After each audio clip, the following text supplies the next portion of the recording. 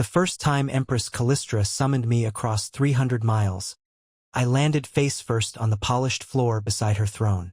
That would have been embarrassing by itself. Unfortunately, I was also holding a dead assassin by the collar. 1 second I had been standing on a mountain road with a knife at my ribs. The next, the world folded inward with the sound of a bell struck underwater. My boots left the snow. The assassin came with me because his hand was wrapped around my coat. We appeared in the Imperial Audience Hall during a tax hearing. I hit the floor. He hit me. 30 ministers screamed. The assassin rolled away, saw the Empress 10 feet above him, and made the worst decision of his career. He reached for the knife. Callistra raised one finger. Every palace guard drew steel at once. The man froze. I remained on the floor. The Empress looked down at me. Her dark red eyes were furious. Not relieved. Not yet. Where were you? I pushed the assassin off my shoulder. Being stabbed. That was not an answer. North Road, near Verun Pass. Her jaw tightened. I told you not to take that route. It was on the approved survey map. I revised the approval. After I left. You did not wait for the courier. I did not know there was a courier. The ministers had stopped screaming. Now they were listening. I lowered my voice. Did you just drag me across half the empire? Callistra's expression changed. Only slightly. The palace lamps flickered blue. Yes. With him. Her gaze moved to the assassin. He was touching you. The man looked as if he deeply regretted that. I stood. What did you do? For 3 seconds she said nothing.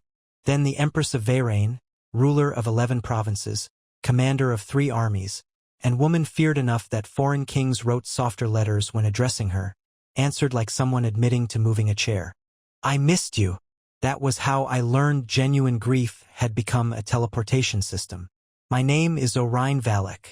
I was 33 years old, imperial cartographer of Varain, and before meeting Callistra I believed maps were the most dangerous form of paper in government. I was wrong. Maps are honest compared with longing. I had spent 12 years measuring roads, rivers, mountain passes, border stones, floodplains, and all the places politicians confidently discussed without ever visiting. Cartography is not drawing pretty coastlines. It is arguing with mud. It is sleeping beside instruments that cost more than your horse. It is explaining to generals that mountains do not become shorter because marching schedules are ambitious. I liked the work.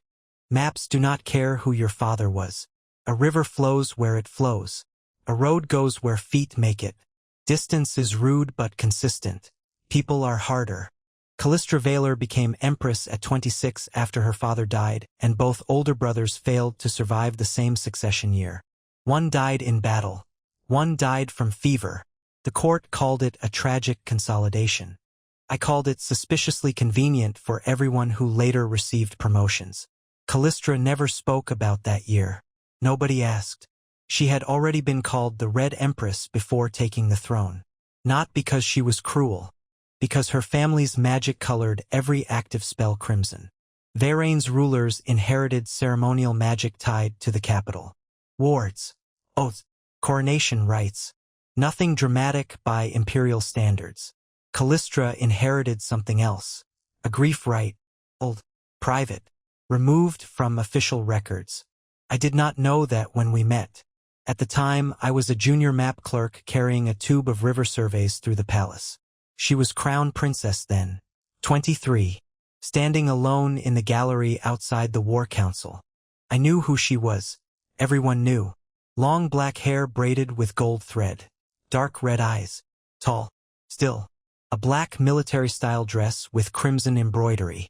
She looked less like a princess and more like someone waiting for an excuse to reorganize the room. I bowed. She said, "Your map is wrong."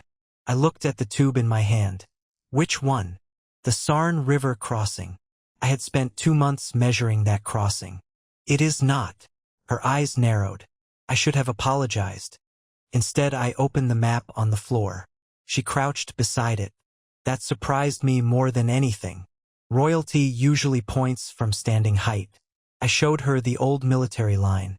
Then the new channel after spring floods. The road now bends east. She studied the ink. The army used the western ford last month and lost 6 wagons. Her face changed. She knew. Of course she knew. Why was this not in the council copy? Because General Marek requested the older route remain for continuity. Continuity. He dislikes being wrong in permanent ink. Callistra looked toward the council door, then back at me. Your name? Orion Valak. Rank? Assistant Field Cartographer. Not anymore. That was my first promotion. She made me Deputy Surveyor for military roads by sunset. I spent the next 3 years traveling more than before. That was not what promotions usually do. Callistra kept asking for maps nobody else wanted. Emergency grain routes, refugee paths, hidden wells, village bridges, flood evacuation roads. She understood something most rulers do not. An empire is not borders. It is how long food takes to reach hungry people. We argued constantly. She wanted speed. I wanted accuracy. She wanted direct routes. I wanted bridges that existed. She once ordered a cavalry path through marshland. I wrote, "No horse with self-respect will use this." She sent the map back with, "Then find me horses with low self-esteem." I kept that copy. When she became Empress, I became Imperial Cartographer. Not Minister. Important distinction. Ministers attend banquets. Cartographers leave. That suited me, at least until the summoning began. The first known use happened during the Eastern Border Revolt. I was mapping supply lines near Fort Halen. Rebel archers broke through before dawn. Our escort scattered. I ran into a dry ravine with Captain Jessamora. An arrow hit her shoulder. Another struck my map case. Then bells rang. Not from the fort. Inside my ribs. The ravine vanished. I appeared in Callistra's private study. Alone. Jessa remained behind. I shouted. Callistra stood from her desk. Blood drained from her face when she saw the arrow lodged through my map case. What happened? Send me back. No. Jessa is wounded. Guards. Callistra. She looked at me. I rarely used her name then. Only during arguments nobody else heard. Send me back. I cannot. What do you mean cannot? The right only calls. I stared. What right? She looked away. That was how I learned. The rite of mourning return. A secret imperial spell created during the plague century. If the sovereign experienced genuine grief over someone's absence, the rite could pull that person instantly to the imperial heartstone beneath the palace. No range limit inside imperial territory. No preparation. No circle. No consent. I had several objections.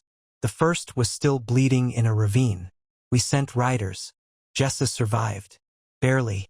I did not forgive the delay quickly. Callistra knew. She did not apologize for saving me. Only for being unable to save the person beside me. That distinction mattered later. The second use happened 6 months afterward. Bandits attacked my river team. I appeared beside Callistra during dinner holding a survey tripod like a spear. A duke spilled soup. The third happened during a landslide.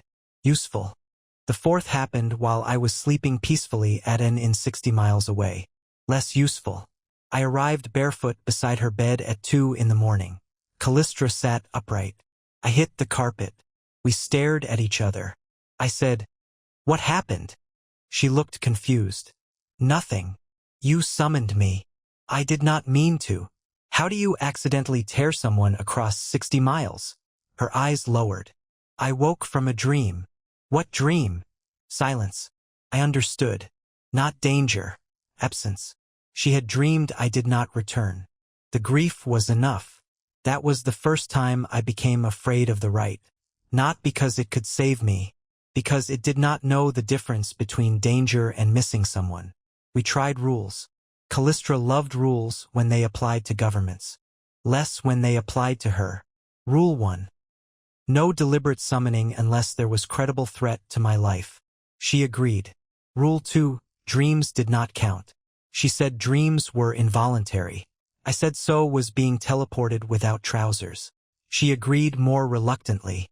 Rule 3. If I traveled for work, she would receive daily reports. That was her rule. I accepted. Rule 4. Reports did not become hourly. She looked offended. I knew her. The arrangement worked for 3 months. Then I took a 7-day survey to Lake Varen. Day 1, normal. Day 2, normal. Day 3, I sent a report describing shoreline erosion. Day 4, courier delayed by rain. Day 5, I woke beside Callistra's throne during a military briefing. Fully dressed this time. Improvement. I looked at her. She looked at me. Every general looked at both of us. I asked, how long since my report? 41 hours. 41. Yes. You summoned me over 41 hours? You said daily. The courier road flooded. I did not know that. That is what distance means. Her expression hardened. I thought something happened. Something did happen. She leaned forward. What? The courier road flooded. Nobody laughed. Cowards. I returned to Lake Varen. She did not summon me again. For 2 days. Then the lake survey ended. I decided to remain 1 extra night because the local archivist found older flood maps. I sent notice. The notice crossed with a palace courier ordering my return. I ignored the order. At midnight, bells rang inside my ribs. I landed beside Callistra's fireplace. She was standing there, waiting. That changed the conversation. You did this deliberately. Yes. Why? You ignored the return order. I extended work. You were supposed to come back. According to whom? Me. There is the problem. Her eyes flashed crimson. No, Orion. The problem is that every time you leave, something happens. Something happens everywhere. You were nearly killed on the border. Yes. Bandits. Yes. Landslide. Yes. Assassin. That was later. She paused. I almost smiled. Wrong moment. Her voice lowered. I can bring you home. Home to whom? Silence. There it was. The palace was not my home. Not then. She wanted it to be. Wanted me close enough that absence stopped hurting. I softened. Slightly. Callistra. Saving me is not the same as deciding when I am allowed to be gone. Her jaw tightened. What if being gone is the dangerous part? Then I still get to decide whether to go. She hated that. I saw it. She did not summon me for the rest of the month. Then the assassin on Varen Pass proved the right could pull someone touching me. That gave our enemies an idea. Unfortunately, it also gave Callistra one. After Varen Pass, palace security wanted the right of mourning return classified as a military asset. I wanted it buried beneath the palace and insulted daily. Callistra wanted neither. She called it a contingency. That word is responsible for many terrible decisions. The assassin we dragged into court survived. His name was Turin Voss, former imperial courier, dismissed 4 years earlier for selling route schedules to smugglers. He claimed he did not know the Empress could summon me. That part sounded true. He had been hired to kill the imperial cartographer because someone wanted northern survey routes delayed. Ordinary political murder. Comforting, somehow. Then he said one strange thing. His employer had insisted he grab me before the final strike. Not stab. Grab. Why? Turin shrugged. Said if anything unexpected happened, hold on. I looked at Callistra. She looked at me. The assassin had received instructions prepared for the summoning. Someone knew. That narrowed the list badly. Officially, only 5 people knew the right existed. Callistra, me, High Ritualist Varen Sel, Palace Physician Maris Dane, and Grand Chamberlain Othran Bell. Unofficially, secrets inside palaces breathed through walls. We investigated. Varen had served the royal family 40 years. Maris hated magic and would gladly replace the right with strong tea. Othran knew where every body in the palace slept and probably where half were buried. All possible. None obvious. I asked for the original ritual texts. Callistra refused. I stared. Why? They are dangerous. So is being used as a human doorway. That is precisely why. Then let me understand the door. She crossed her arms. No. I copied her posture. No. You are a cartographer. Correct. Not a ritual scholar. Also correct. You will read spatial glyphs and decide you understand them. That is unfair. You once redirected a ward line because you said the palace foundation map was inefficient. It was. The west fountain became invisible for 2 weeks. Temporary. Her expression said the argument had ended. It had not. I waited until High Ritualist Varen visited the archive, then asked him. He gave me the texts immediately. Apparently old scholars are weak to professional curiosity. The rite was not a summoning spell in the ordinary sense. That mattered. Normal teleportation connects 2 known coordinates, a departure circle, an arrival circle. The morning return used neither. It identified a person through emotional resonance and collapsed distance along what the texts called a grief line. I hated the term. It was too poetic for something capable of dragging armed men through walls. The sovereign did not choose coordinates. The palace heartstone did. The target arrived at the nearest imperial anchor to the Empress, usually beside her, sometimes directly in front, once on top of a banquet table. I refused to discuss that incident. The stranger part appeared in the old diagrams. Grief lines were drawn like roads, not straight, curving through something labeled the hollow meridian, a space beneath physical distance. I spread the ritual map beside one of my imperial surveys. The patterns looked familiar. River logic, mountain passes, not in geography, in resistance. A grief line followed the easiest emotional route. That meant the spell could potentially be mapped. Callistra found me surrounded by diagrams at midnight. She stopped in the doorway. You asked Varen. Yes. I told him not to give you these. He forgot. He has perfect memory. He chose scholarship. She looked at the maps, then at me. What did you find? Interest defeated anger. I showed her. The rite does not pull me directly. It obviously does. It follows a route. Through grief. Through the hollow meridian. Her face changed. She knew the name. What? My mother called it the Morning Road. That was new. Callistra's mother, Empress Selene, had used the rite once. Only once. When Callistra was 8. Her youngest brother disappeared during a hunting accident. Selene summoned him. Alive. 2 miles from wolves. Family miracle. Then the boy died 7 years later from fever. Selene tried to summon him again after death. The rite failed. For 3 days, every door in the palace opened into his bedroom. That was why the ritual was restricted. Grief without a living destination searched for substitutes. I looked at the diagrams. A missing target destabilizes the route. Yes. Can someone enter through that route from outside? Callistra's face went still. Varen had never considered it. Neither had the original authors. The rite was designed to pull, not admit. But any road works both ways if you can reach it. That became our working theory. Someone knew enough to tell Turin to hold on. Maybe they wanted to test whether physical contact crossed. He had. Success. Our first response was sensible. We reduced use. Callistra hated it. Still agreed. No summoning unless I was in immediate, confirmed danger. Not delayed reports. Not missed appointments. Not arguments.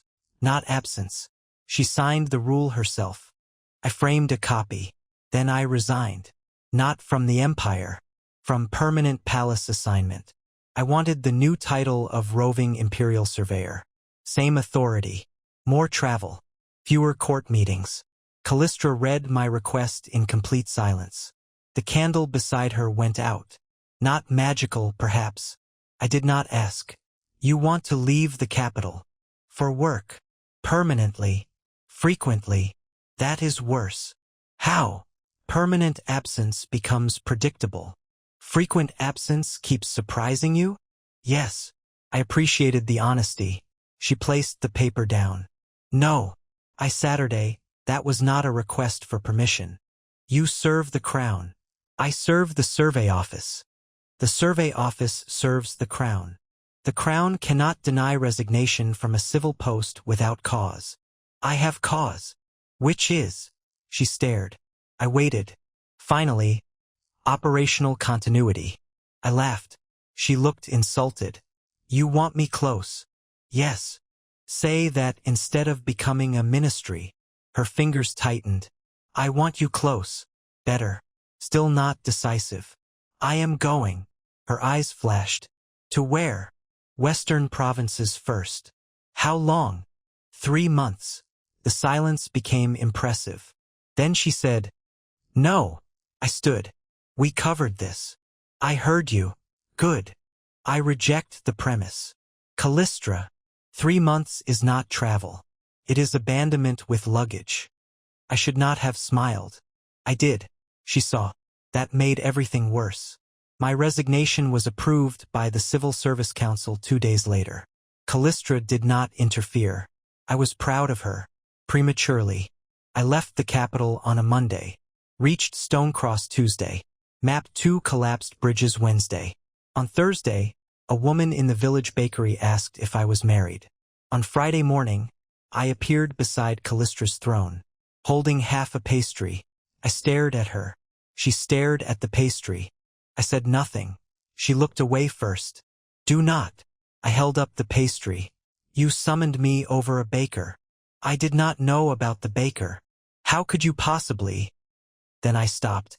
She genuinely did not. The grief had triggered automatically. Not deliberate. She looked angry at herself. That mattered. How long was I gone? 4 days. You lasted 4 days. I slept badly. That is not a magical emergency. I know. I put the pastry on the council table.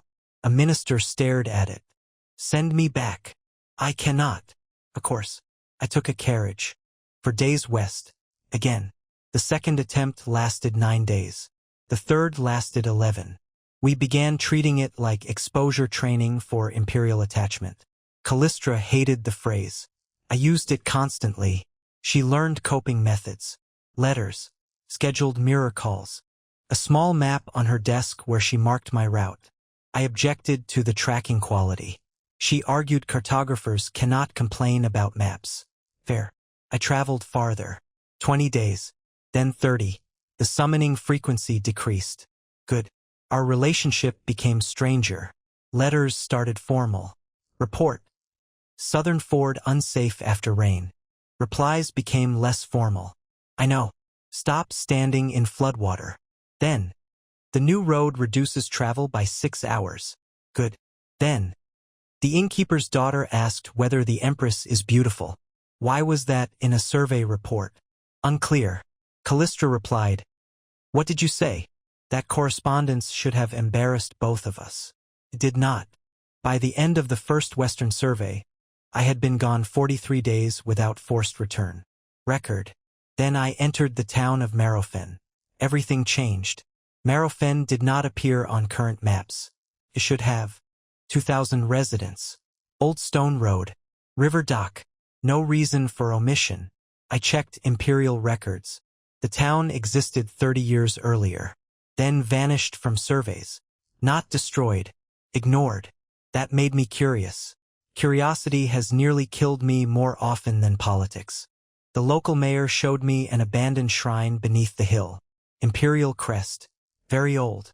At the center stood a red stone shaped like a broken compass. My instruments rotated toward it. Not north. Toward the capital. An imperial anchor. One not listed in palace records. The moment I touched it, I heard Callistra crying. Not physically. Through the stone. My hand jerked away.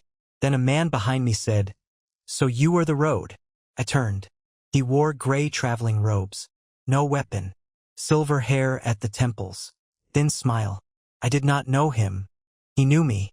Orion Valak. I stepped back. Who are you? Edras Morkant. The name meant nothing.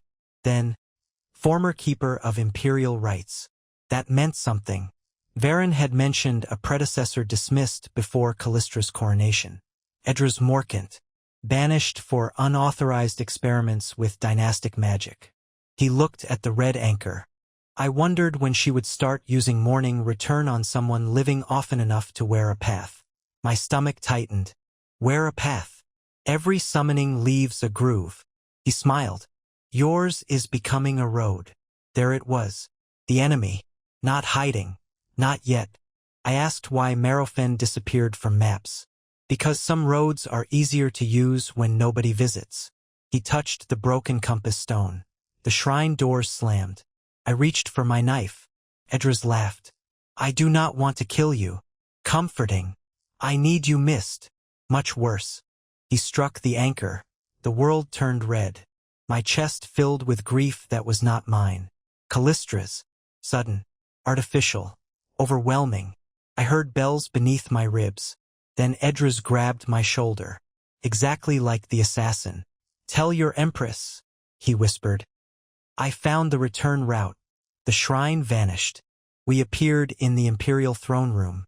This time Edras came willingly. Edras landed upright. I did not. Apparently villains practice arrival posture. The throne room reacted faster than I did. Guards surrounded him. Callistra stood. Her face changed when she saw his hand on my shoulder. Not fear. Something colder. Remove your hand. Edras smiled. Your Majesty. Now. He released me. Too easily. I moved away. The guards closed. Edras made no attempt to escape. That should have frightened us. It did. Callistra descended from the throne. You were exiled. Technically. There is no technical version of exile. There is if the border changes. His smile widened. I disliked him immediately. Callistra looked at me. Are you hurt? No. Did he touch your mind? I do not think so. Edras answered for me. Only yours. Every crimson ward in the throne room ignited. He had made a mistake. Or wanted to look like he had. What did you do? Callistra asked. Nothing you did not already provide. He looked around at the palace. The morning road is beautiful when fully formed. Varen arrived 2 minutes later. Saw Edras. Went pale. That confirmed history. Edras had once been Varen's teacher. Not simply predecessor. He helped catalog forbidden imperial rites after the last emperor banned them. The morning return fascinated him. He believed grief was the purest possible locator spell because it could identify a person without coordinates, names, or physical tokens. He wanted to militarize it. Summon enemy commanders into prison. Retrieve spies. Pull escaped prisoners through walls. The emperor refused. Edras experimented anyway. 3 test subjects died. He was banished. Now he had returned through me. Callistra ordered him imprisoned beneath the eastern tower. Edras allowed it. Still wrong. Before guards took him, he looked at me. You map roads. Yes. You should map this one before she turns it into a highway. Callistra stepped between us. He smiled at her. You already know what happens when he leaves. Then he went peacefully. That night, Callistra moved me into the inner palace. I discovered this when 6 servants entered my apartment and started packing. I stopped one holding my surveying instruments. What are you doing? Imperial Order, Master Valak. I walked straight to Callistra. She was in the war room. No. She did not look up. You have not heard the order. My furniture has. You are moving into the East Residential Wing. No. It is temporary. No. Edras used you as an entry point. Yes. Therefore you stay inside primary wards. Until we close the route. How long? We do not know. Then no. She looked up. Dark circles beneath her eyes. She had not slept. That softened me. Not enough. Orion. If I move inside because you are afraid I will become a doorway, Edras wins twice. Her expression hardened. He entered my throne room holding you. I noticed. He could have brought soldiers. Possibly. Poison. Yes. Demons. Difficult but theoretically. Then why are you arguing? Because your solution is always less distance. The words landed. She looked away. I continued more gently. We need to make the right safer. Not make my world smaller. Her jaw tightened. What if I cannot? Then we stop using it. Silence. The lamps dimmed. You would remove it? Yes. It saved you. Yes. 4 times. More. 7. I sighed. You counted. Obviously. Of course. She walked toward the map table. I cannot promise I will choose correctly if I know you are dying. That is not what I am asking. What are you asking? Choice before crisis. I put the old ritual diagram beside our imperial map. We understand the system now. Build limits into it before fear happens. Varen joined us. Reluctantly, he proposed a consent seal. The target could carry a token that blocked morning return unless activated voluntarily. Callistra hated it. Immediately, what if he is unconscious? Emergency exception, I said. What if captured? Emergency. What if he refuses while in danger? That is allowed. No. Callistra. No. We stared. Varen became fascinated by the ceiling. I said, You do not get to define my danger after I have defined my choice. Her voice lowered. If you are wrong, you die. Yes. She flinched. Not from the word. From the possibility. I understood. Then I said the harder part.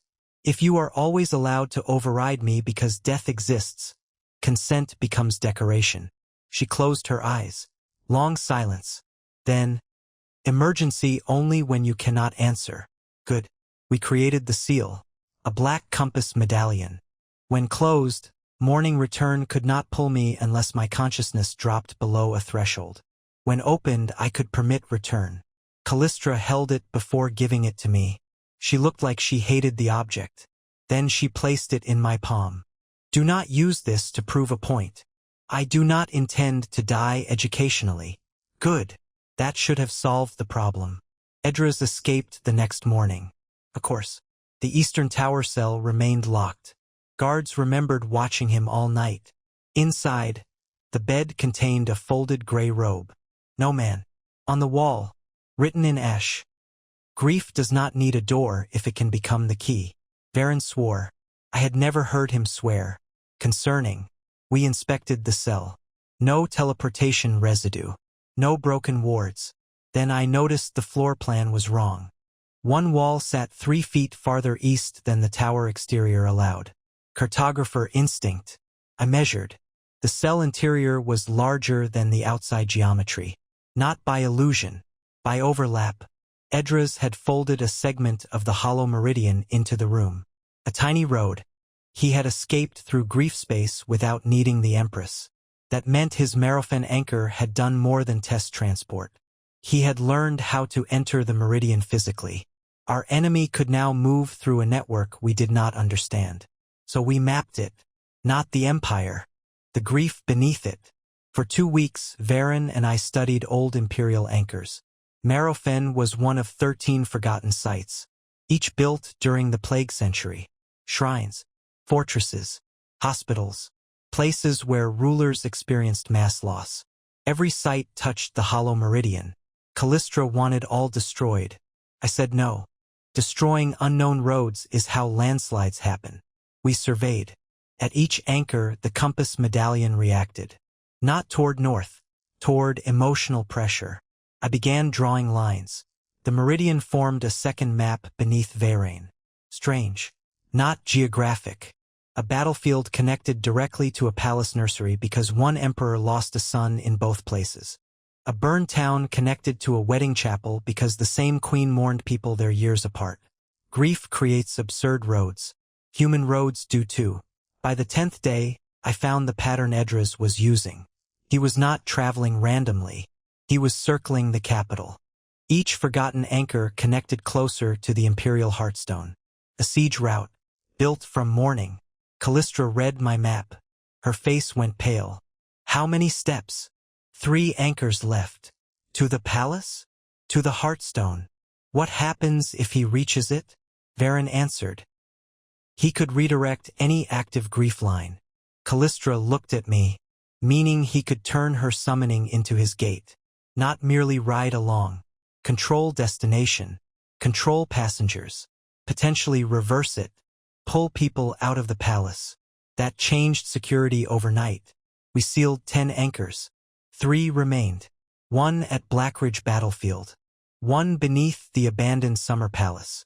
1 inside St. Maritha's Mausoleum. The problem was distance. I could survey only 1 at a time. Callistra could send teams. I refused. The glyph geometry required someone who understood both maps. Me. She objected for 40 minutes. Then stopped. That was growth.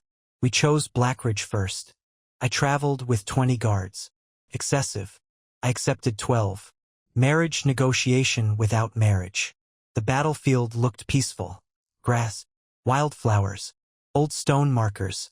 10,000 people had died there during Callistra's father's reign. The anchor sat beneath a memorial arch. I measured the chamber. No edras. Then my compass medallion opened by itself. I stared. Impossible. The consent latch was mechanical. Clicked. The bell rang inside my ribs.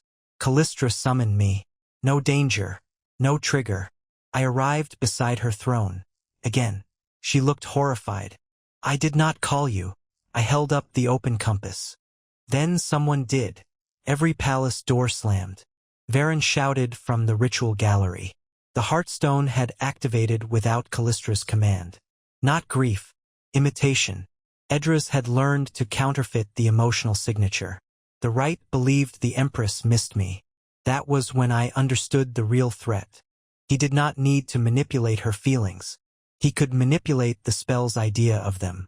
Then Callistra grabbed my hand. Her fingers were cold. I do miss you. I looked at her. Not enough for this. Her expression tightened. That distinction may no longer matter. It would. I intended to make it matter. Then someone screamed below the throne. A crack opened in the marble floor. Gray light spilled upward. A hand emerged.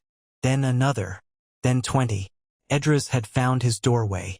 The first man through the floor wore Imperial armor. Old Imperial armor. 20 years out of date. Then a woman emerged behind him. Then another soldier. All gray-eyed. All silent. Callistra released my hand. Back. I hated that command. Obeyed anyway. The guards formed a wall. The gray soldiers climbed from the crack without weapons drawn. For 1 second, nobody attacked. Then Varen shouted from the ritual gallery. They are not alive. Helpful. The first soldier opened his mouth. Ash poured out. Then he charged. The throne room became violence. Callistra's crimson wards snapped into place. Spears of red light struck the gray figures. They broke apart. Not blood. Memories. Faces flashed inside the ash. A child. A wife. A battlefield. Funeral candles. Each figure had been built from grief impressions stored inside old anchors. Edras had weaponized mourning into bodies. Of course he had. I crawled behind the throne because I am a cartographer, not a duelist. 1 ash soldier reached me anyway. His hand closed around my neck. The compass medallion burned. Callistra turned. The thing vanished before I understood how. 1 second there. Next, a red line through empty air. Callistra stood 20 feet away. Her expression terrified everyone except me. Mostly. Another crack opened in the east wall. Then the west. Edras was testing multiple routes. I looked at the floor. Gray lines spread from the original breach like tributaries. Roads. Everything is roads eventually. I grabbed chalk from a clerk's desk. Started marking intersections. A captain shouted, "What are you doing?" "Mapping." "Now?" "Especially now." The breaches did not appear randomly. They followed the palace's old foundation wards. Every grief line sought the Heartstone. But old defensive runes diverted magic through designated channels. Edras had to use those channels too. I marked 4, 5, 6, then saw the bottleneck. The Hall of Oaths. Every route crossed beneath it before reaching the throne. I shouted to Callistra, "Seal the Hall of Oaths." She did not ask why. Good. Crimson walls slammed through the palace foundation. 3 breaches closed instantly. Ash soldiers collapsed. The main floor crack narrowed. Then Edras's voice echoed through it. "You make maps quickly. I leaned over the edge. Bad idea. Gray light showed an endless road below. Edras stood upside down beneath the floor. Or I was. The meridian does not care about orientation. You build roads badly, I replied. He smiled. Still jokes. Still trespassing. You think this is invasion? What would you call it? Demonstration. I hate men who turn crimes into seminars. He lifted one hand. A vision appeared in the crack. Callistra as a child, standing outside her brother's sick room, crying. Then another. Her father's funeral. Another. Her second brother's body under a battlefield banner. Another. Me disappearing from her study. Again. Again. Again. Not real history. Fear versions. Edras was feeding grief directly into the route. Callistra saw. Her magic faltered. The floor crack widened. I understood. His doorway strengthened when her grief did. Do not look. She looked at me instead. Good. Edras changed tactics. The vision became my corpse. Verun pass. Knife in chest. Accurate enough. Callistra inhaled sharply. The crack doubled. I jumped onto the throne platform. Callistra. She could not look away. I stepped in front of the vision. Look at me. Her eyes found mine. I am here. The crack narrowed slightly. Edras laughed. So simple. He changed the corpse. Older me. Gray hair. Dead in bed. Natural. That hit differently. Callistra's face broke. Of course. You cannot outfight age. The right did not know that. Grief was grief. I took her hand. This is not happening now. Her fingers locked around mine. The crack weakened. Edras understood too. Present reality starved counterfeit mourning. Useful. He vanished. The breach collapsed. The remaining ash soldiers fell into dust. Silence. Then half the court started shouting at once. I sat on the throne step. Callistra remained standing, still holding my hand. Neither of us mentioned it. The attack killed for guards. 7 more wounded. No civilians. Could have been worse. That is what people say when they do not know what else to do with relief.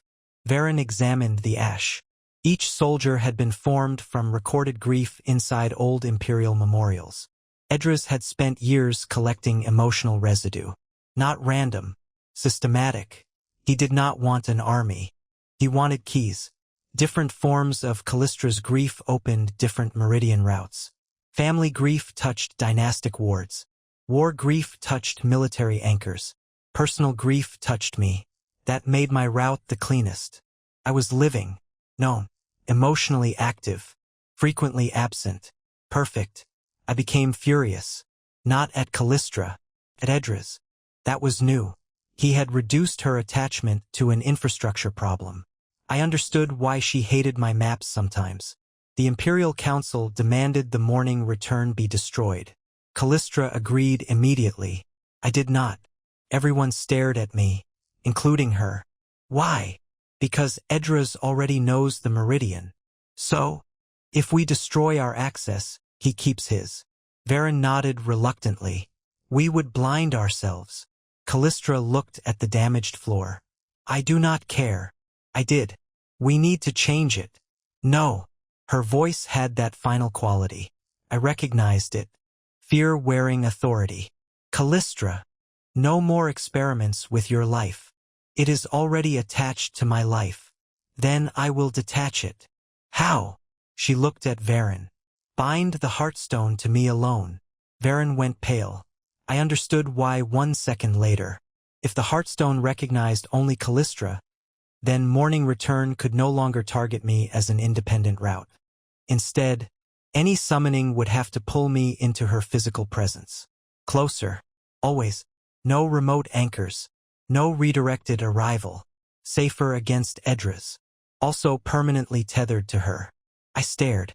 You planned this quickly. It is obvious. Because it solves both problems. Yes. Edras and my travel. Silence. There. She looked away. I hated that I understood her temptation. One spell. No more accidental long absences. No more fear about where I would appear. No more uncertainty. I said, no. Her eyes flashed. The council agrees. The council does not own my location. This is not about ownership.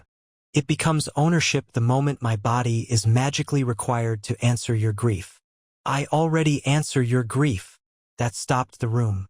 Everyone looked away with professional desperation. Callistra realized what she had said. Too late. I lowered my voice.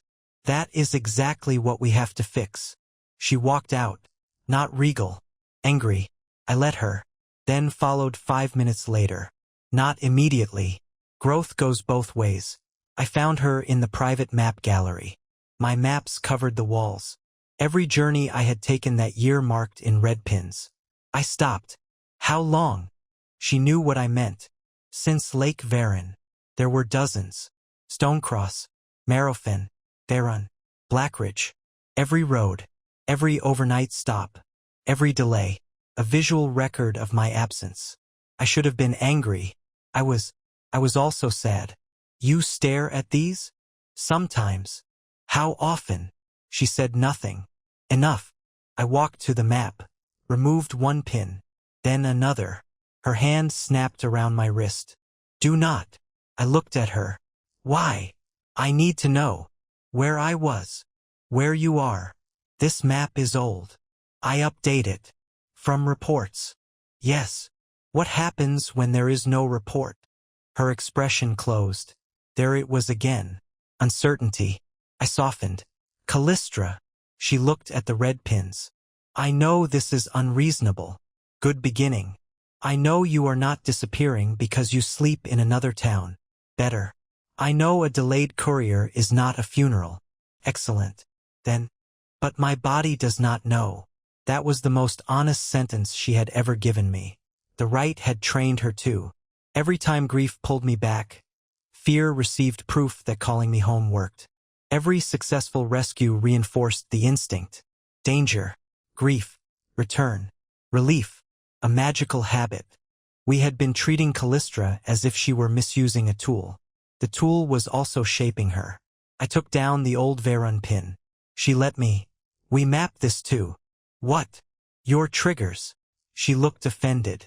I am not a province. No. Provinces are easier. Almost a smile. Almost. We created another map. Not geography. Circumstances. Delayed reports. Nightmares. Conflict before departure. News of attacks near my route. Long silence. Illness. Other people mentioning my possible death. Romantic jealousy. She objected strongly to that category. I left it. Patterns appeared. The most dangerous trigger was not length of absence. It was ambiguity after expectation. If I said 14 days and returned on day 15, grief spiked harder than if I planned a month. If I missed a scheduled mirror call, worse. If someone implied I chose not to contact her, worst. Edras could exploit that. He already had. Our map gave us his next weapon. Not corpses. Messages. All he needed was to make Callistra believe absence meant rejection or death. The first false letter arrived the next morning. Carried my handwriting. My seal. My phrasing. Callistra showed it to me without speaking. I read, Your Majesty, I have decided not to return to the capital. Please consider my service concluded. Do not attempt to retrieve me. Orion Valak. I looked up. I did not write this. I know. How? You would never write, please consider. You would write, my resignation is effective. I stared. That is disturbingly accurate. She folded the letter. Then another courier arrived. Second letter. This one from a survey team. Orion Valak missing after bridge collapse. False. I was standing there. Edras was not trying to fool her intellectually. He was testing emotional reflex. Her hands shook anyway. The heartstone beneath us hummed. I heard bells. Not full activation. A tremor. Callistra closed her eyes. I know you are here. The humming stopped. Good. Then the third message arrived. A sealed army report. Dated 3 months in the future. My death certificate. Callistra dropped it. The heartstone roared. The throne room floor opened. Not because she believed the date. Because grief does not care about logic fast enough. Edras had found the shortest road into her. And this time he brought more than memories. The floor split beneath the throne. Not a narrow crack. A gate. Gray light rose in a perfect circle. Then 6 people stepped through. Alive. Armed. Prepared. Each wore a black cord wrapped around one wrist. The cords vanished downward into the hollow meridian. Edras had stopped using ash memories. He had built human passengers into my grief line. The first attacker threw a sphere at the Heartstone chamber entrance. Varen shouted. The sphere burst into white smoke. Every ward rune in the throne room went dark. Null ash. Imperial guards charged. Edras appeared last. No rush. No weapon. He walked through the gate like entering his own house. Your Majesty.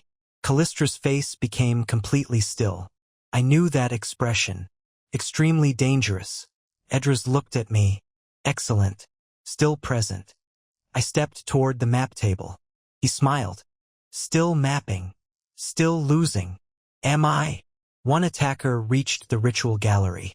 Varen intercepted him with a staff. Old scholars become surprisingly violent around sacred infrastructure. Another attacked me. I used the map table as a shield. Expensive table. Worth it. Callistra fought without moving from the throne platform. Crimson lines struck walls, floors, weapons. She could have killed everyone. She did not, because Edras wanted grief. Bodies inside her palace would feed the rout. She understood now. Every death was fuel. So she bound, disarmed, redirected. Harder, better. Edras noticed. Control suits you. Callistra replied. You confuse restraint with obedience. I liked that. Then he snapped his fingers.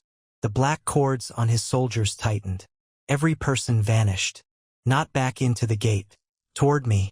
I felt 6 impacts without physical contact. The compass medallion burned. My shadow split into 7. Each attacker appeared half-formed around my outline. I screamed. Callistra did too. Edras had made me the local arrival anchor. The route no longer needed the floor. It needed my presence. Doorway. Literal. Callistra raised her hand. Stopped. If she used power through our bond, she might strengthen the route. I could see the hesitation. Edras could too. He smiled. I looked at my shadows. Then at the palace floor map in my head. Arrival geometry. 7 bodies trying to occupy 1 coordinate. Impossible physically. The meridian was compensating by offsetting each through my shadow. So I moved. Not far. 3 steps into sunlight from the broken window. My shadow changed direction. The half-formed attackers shifted with it. 2 collided. 1 lost footing. Another materialized inside the overturned map table. Wood trapped his leg. Edras stopped smiling. I moved again. Turned. Changed shadow angle. The arrival scattered. Orion! Callistra shouted. Do not summon. I am not. Good. I kicked the nearest black cord. It snapped. The attacker collapsed fully into the room. Normal. Guard tackled him. Another cord. Another. I treated the summoning geometry like survey triangulation. Light source. Anchor point. Shadow line. Offset. By the 4th, Callistra understood. She ordered palace shutters opened. More sunlight entered. Shadows became shorter. The remaining arrivals lost stable projection. They fell out of the meridian in a heap. Edras stared. You mapped a doorway using a window. Cartography is a broad profession. He looked genuinely annoyed. Very satisfying. Then he moved. Fast. Not toward me. Toward Callistra. He struck the throne base with a silver spike. The Heartstone screamed beneath the floor. Red light exploded. Everyone fell. I hit the marble. Callistra disappeared. No. For 1 second my brain refused. The throne was empty. Then bells rang inside my ribs. Not her summoning me. Me missing her. The compass medallion heated. I stared at it. Edras had reversed the right. The grief line ran both ways. My sudden fear had become a call. Callistra appeared beside me. Hard. She hit the floor on one knee. Alive. Furious. I almost laughed from relief. Edras did laugh. There. He pointed at me. Reciprocal. That was what he wanted to prove. The imperial sovereign was not the only possible caller. Anyone deeply bound to the target could create a route if the heartstone was inverted. He had turned mourning into network magic. He pulled the silver spike free. A piece of the heartstone came with it. Varen shouted. Edras crushed the shard in his palm. Red dust entered the black cord around his wrist. Then he stepped backward into the meridian. Callistra attacked. Too late. He vanished. The gate collapsed. We had won the room, lost the war. Edras now carried a heartstone fragment. With it, he could create morning return gates anywhere touching the meridian. Not just palace. Not just imperial anchors. Anywhere grief had left a strong enough mark. Battlefields, hospitals, cemeteries, homes. The empire was full of doors. The council panicked professionally. Borders closed. Armies mobilized. Funeral sites guarded. Completely impossible. You cannot guard every place people have suffered. I said that. Nobody enjoyed hearing it. Callistra did not attend the council. She disappeared after the attack. I found her beneath the throne, in a room I had never seen. Small, circular, no windows, one bed, one desk, bookshelves, food storage, bath, survey instruments. My survey instruments. I stopped in the doorway. She stood beside the bed. I looked around. The room was built for me. Not recently. The stonework was months old. Maybe longer. What is this? Her face said she knew lying would fail. A refuge. For whom? You. The word echoed. No exterior door except the heartstone stair. Wards covered every wall. No window. No direct teleportation line. A room at the exact center of imperial protection. Safe. Comfortable. A cage designed by someone who knew I hated the word. How long has this existed? Since Veyron. I stared. You prepared a room under your throne after the assassin. I did not force you into it. You planned the option. Yes. For what? If the right became dangerous. It became dangerous. Yes. And now. She looked at the bed. Now I want you here. At least she said it. For how long? Until Edras is stopped. No. Her eyes closed. You have not even considered it. I considered it the moment I saw there was no window. You would be protected. I would be stored. That is not fair. Neither is this room. Her magic flared along the walls. Not attacking. Reacting.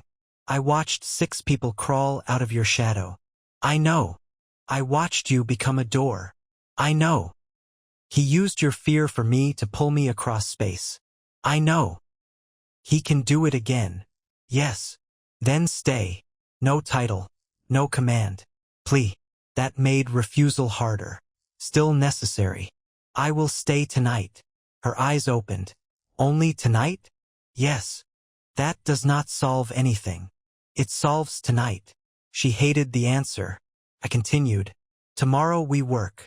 From here. No. Orion. No. She turned away. I sat on the bed. Not because I accepted the room. Because she looked exhausted. After a moment, she sat beside me. Distance between us. Small. I built it with windows in the first design, she said. I looked at her. What happened? I imagined you climbing out. I laughed before I could stop. She glared. I was serious. That is why it is funny. I removed the windows. Obviously. She almost smiled. Then said, I know what this is. A cage. Yes. That surprised me. I know. Silence. Then why keep it? Her answer came quietly. Because knowing something is wrong does not make me stop wanting it. There. The difference between moral understanding and emotional desire. Important. I nodded. I do not need you to stop wanting it. She looked at me. I need you not to use it. The walls remained. The room remained. She did not lock the door. We slept badly. Separate sides. Fully clothed. Nothing romantic about a crisis bunker beneath a throne. Mostly. At dawn, we returned to the ritual gallery. I brought the room's floor plan. Callistra raised an eyebrow. What?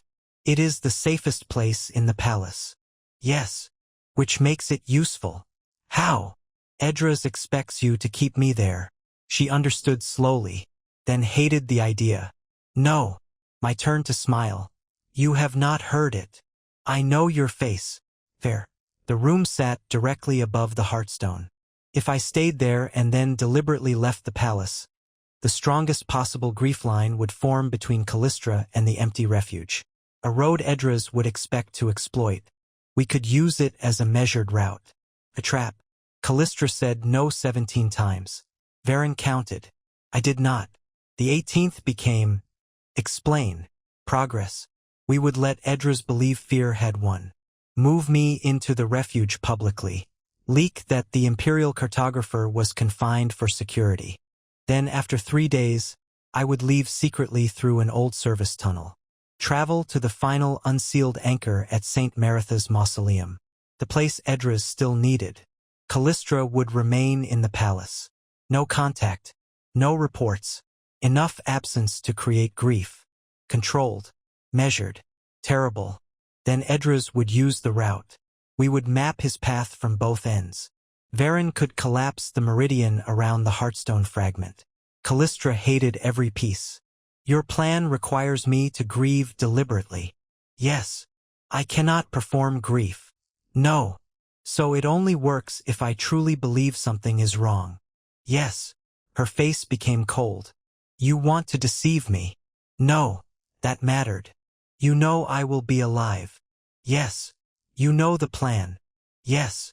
But after 3 days without contact, fear will still happen. She looked away. Yes. We use that. Her hands clenched. This is disgusting. Yes. I hate Edras. Useful. I also hate you. Temporary. Do not assume. I smiled. She did not. Then she said, one condition. What? If I tell you not to go after we begin, you still go. I blinked. That was not the condition I expected. She looked at me. Because I know I will try to stop you. The words cost her. She was asking me not to obey her fear later. That was trust. I nodded. Agreed. The trap began that afternoon. For 3 days, the palace believed I lived beneath the throne. Meals went down. No one saw me leave. Council gossip did the rest. By sunset, half the capital believed the Empress had finally locked her cartographer in a royal dungeon for his own protection. I objected to the word dungeon. The room had excellent shelves. Callistra objected to the word locked. Technically also accurate. Then I left through a maintenance tunnel built during the old sewer expansion. Only 4 people knew. Callistra, Varen, Captain Jessa, now head of palace route security. And me. No letters. No mirrors. No couriers. Nothing. I traveled at night. Changed horses twice. Used roads not printed on official maps. For once, I appreciated inaccurate bureaucracy. St. Maritha's mausoleum stood 50 miles east of the capital beneath a hill covered in white grass. The saint was not actually buried there. Historical misunderstanding. Very imperial. The real importance lay below. An anchor chamber older than the morning return itself. The first experimental grief site. According to Varen's records, Emperor Talus had built it after losing an entire regiment in a winter canyon. He spent years trying to call them home. None were alive. The failed ritual created the first stable entrance into the hollow meridian. Every later anchor copied its geometry. Edras needed St. Marith because it was the route road. I entered at dawn. The chamber looked like a circular map room. 12 stone lines crossed the floor. Each pointed toward a different imperial grief site. At the center stood an empty socket. Hearthstone size. Edras had removed the original fragment years ago. Of course, I unpacked instruments. Compass. Chalk. Survey chain. Level. 3 measuring rods. Most magical crises improve when someone brings equipment. I mapped until sunset. The hollow meridian was visible there. Not as a portal. As distortion. Step across one floor line and the opposite wall seemed closer.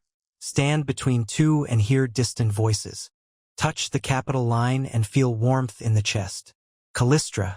Not words. Presence. I removed my hand quickly. The plan required absence.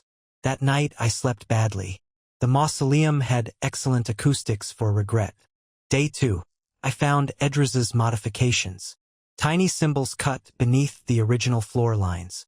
Not command runes. Directional. He had turned every imperial anchor toward one destination. Me. That was why my summons became easy enough to counterfeit. He spent years adjusting the network before I even knew the right existed.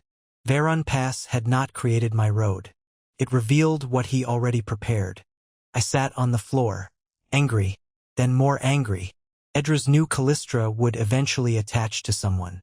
Maybe he did not know who. He waited. The moment the morning return repeated around one target, he adapted the network.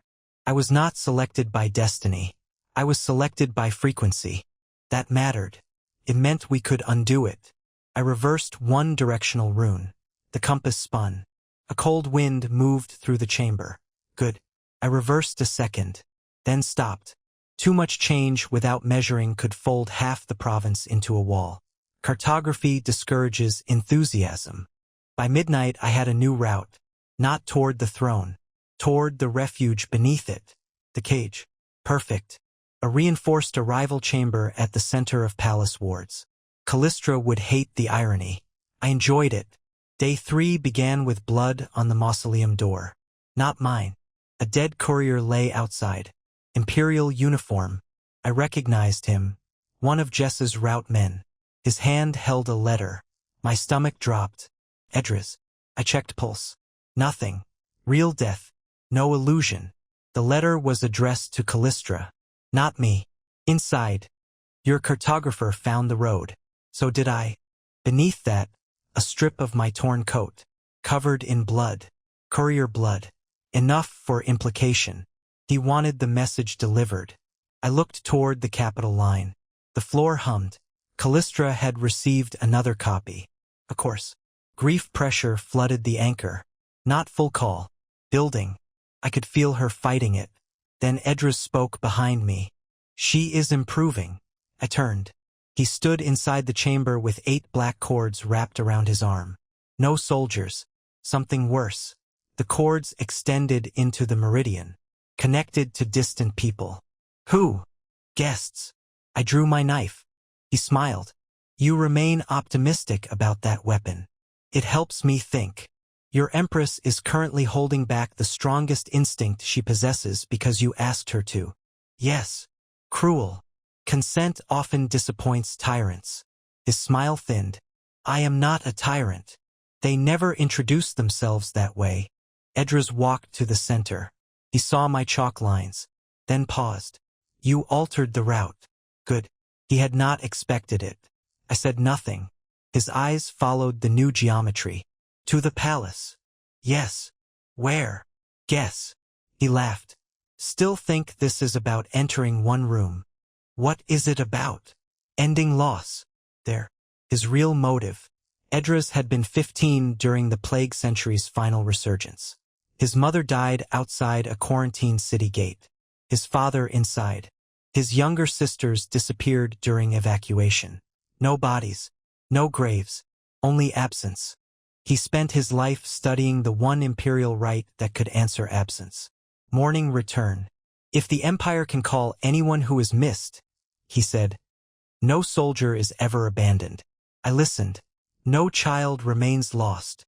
Reasonable. No prisoner can be hidden. Less. No deserter escapes duty. There. No rebel disappears into mountains. Worse. No official takes secrets beyond reach. There it was fully.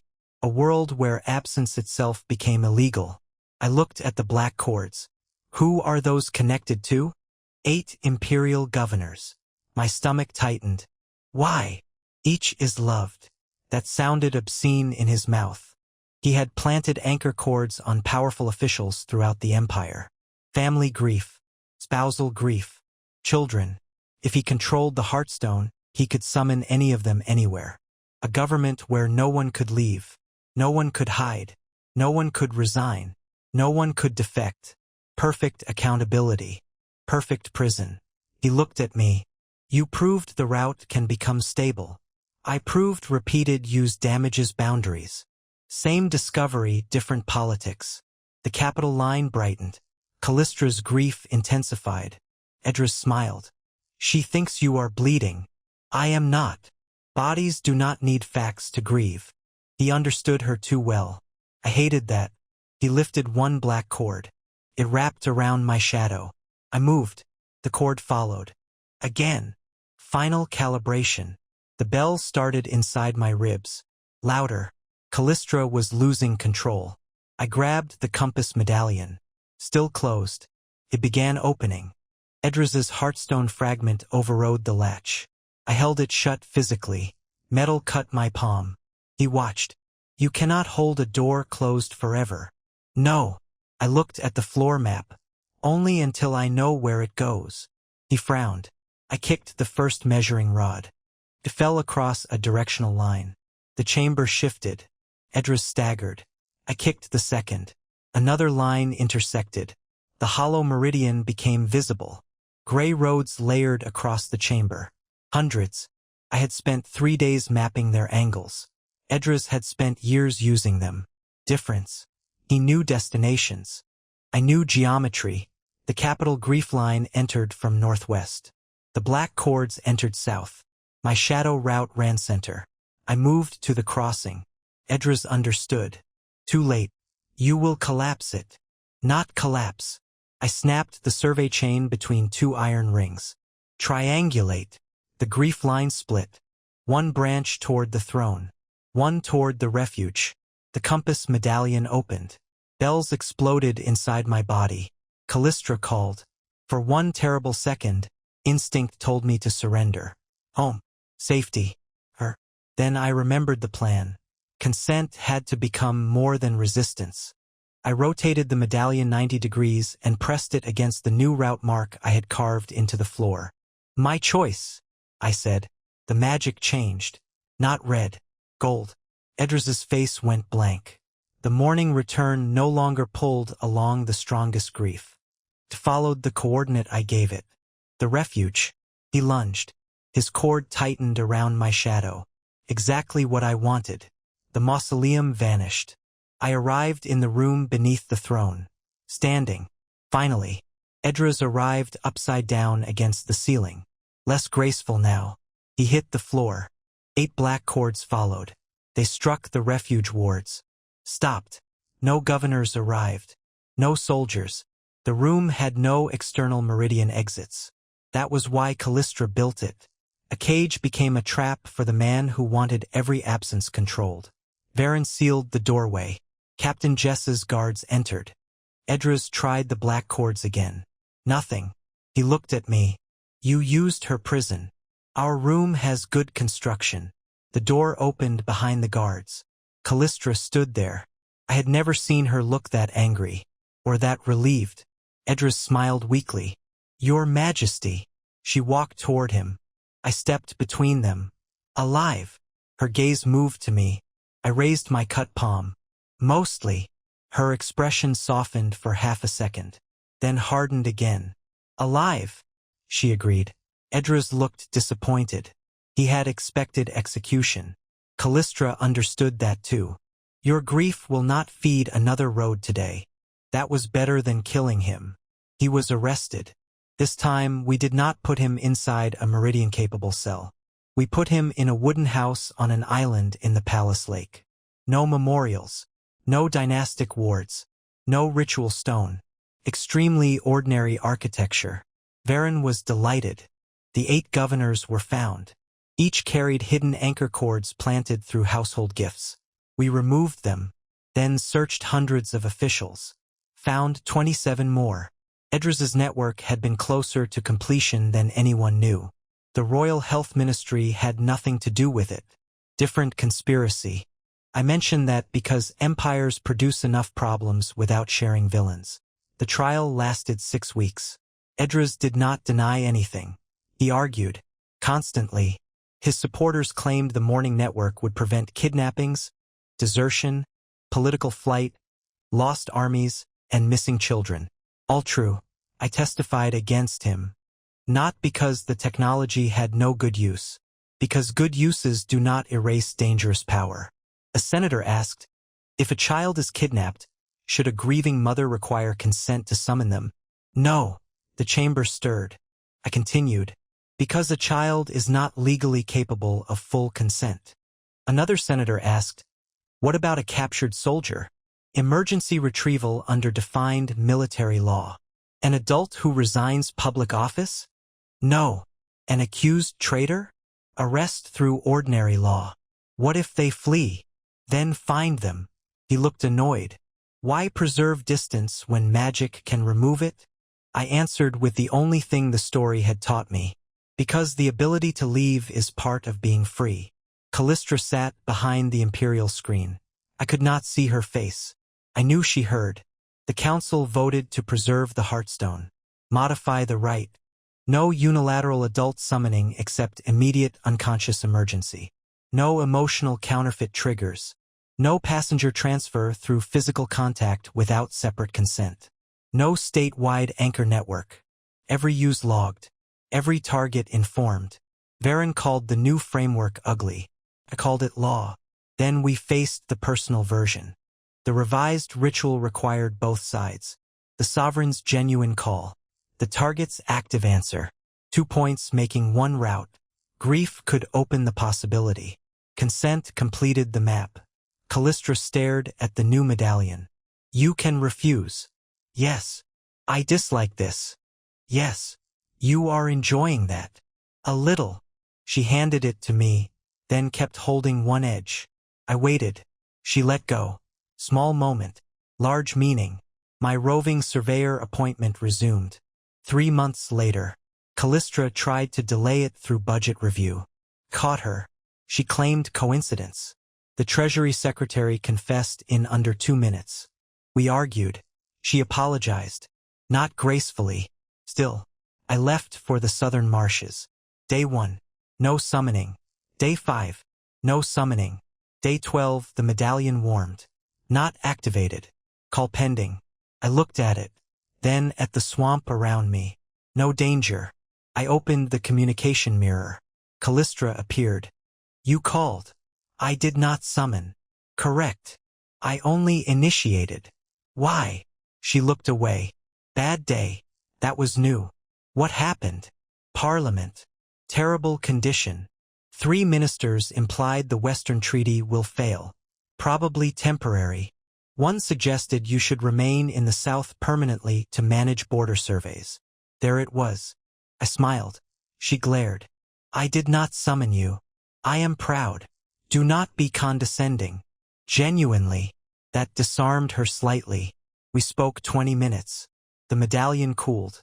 No teleportation. That became our compromise. Sometimes she called. Sometimes I answered with a mirror. Sometimes I opened the route and returned early. My choice. The first time I did that without danger. I appeared beside her throne holding flowers from the southern marsh. Callistra stood. What happened? Nothing. She stared. Then why are you here? I wanted to be. Her face went completely blank. The ministers watched. I handed her the flowers. They smell strange. They are swamp lilies. They smell terrible. I traveled far. I can tell. She took them anyway, kept them until they died, then had the petals preserved. I did not comment. Self-preservation. The refuge beneath the throne changed too. I refused to let it remain a cage. We cut 4 light shafts through the ceiling. Not windows exactly. Underground architecture has limits. I added a second exit, then a third. Callistra objected to 3. We settled on 2. The bed left. Map tables entered. The room became the Meridian Survey office. The walls filled with my new maps. Not pins tracking me. Routes. Anchors. Safe call sites. Emergency hospitals. Places where the revised right could save people with legal oversight. The thing Callistra built to keep one person close became infrastructure that could bring endangered people home. That felt right. We used morning return 17 times in the first year after reform. A missing child. 3 trapped minors. An unconscious diplomat after a carriage crash. 2 soldiers cut off behind wildfire. A physician exposed to plague. A ship navigator found unconscious on a reef. Every case reviewed. No one summoned because someone missed dinner. Mostly. Callistra tried once. I refused. She sent a letter, unreasonable. I replied, alive. She sent, not the issue. I framed that too. Our relationship stopped pretending to be professional eventually. Not immediately. I had spent years being summoned into her presence. I needed to know choosing her felt different. So did she. That required patience. Callistra possessed many imperial virtues. Patience in romance was developing. She asked me to dinner. I said yes. She selected a private room with guards outside. I asked why guards. She sent them farther away. Good. Halfway through dinner, a foreign ambassador approached our table to discuss a survey expedition. Callistra's eyes narrowed. I raised one eyebrow. She sighed. No one was exiled. Excellent date. Months later, I asked her whether the map pins still existed. She looked guilty. We went to the gallery. The pins were in a box. Not destroyed. I understood. You can keep them. She looked surprised. As history. Not tracking. No. She touched the Veyron pin. I hated this road. So did my horse. The assassin nearly killed you. Yes. I pulled you home. Yes. Would you refuse now? I thought. If the same thing happened? Yes. Her jaw tightened. Then I continued. I would open the route myself. She relaxed. Difference. The ability to refuse did not mean refusal was always wise.